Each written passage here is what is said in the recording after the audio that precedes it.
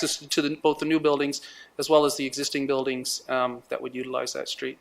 I guess the other component of that, though, is one of the things I mentioned there was building community, and we do a number of events at every single one of our buildings throughout the year, and I don't see this being any different in that we have a food truck festival, or we have a family day, or we see that space as being activated both by the city and community groups that wish to use it, but also by ourselves and our commercial tenants. Council. That out. And so there's a significant amount of density or height that we could have built down below. I think it worked out to about 10 towers.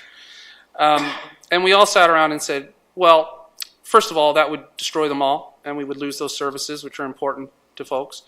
And then the second component was, well, what is actually the best design here? What is the best design? And the best design for our perspective was to put the residential tenants onto URB and to have residential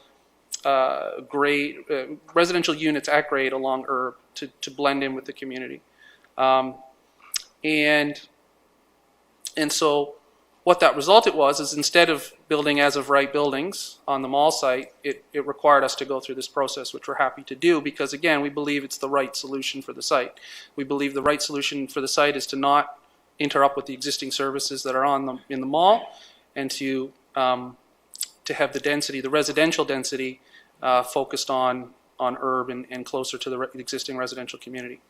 The rationale around the height becomes partly it's the allowable density that we could have built on the lower mall site and utilizing that potential on URB.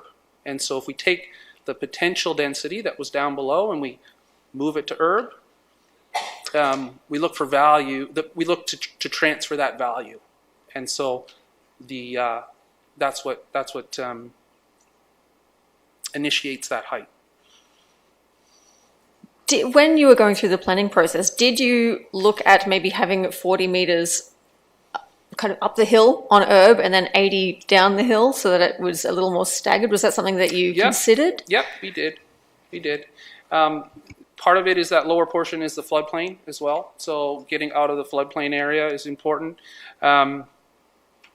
And also, I guess, one thing I didn't mention was when we look at the neighboring properties, there are existing tall buildings, and so to have step down or transition from those buildings back into the site and back to the neighbors, we think is a good design solution.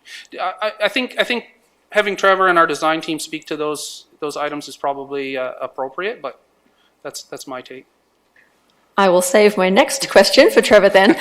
Finally, can you give me some idea of what kind of community engagement or information sessions that you have planned? Because you're going to be getting a lot of interested people wanting to offer their input. Yes, that never happens with development. Yeah, we're used to that. We expect that. We encourage that. We think at the end of the day it'll make our development better to talk to folks and to hear what they know their community much better than we do, and they can tell us about things that we don't know about. So we are planning to do that. I will let Trevor speak to the details on what that'll entail. But we will see the community again in other settings before we come back to you with the formal meeting. Thank you for the questions, Councillor.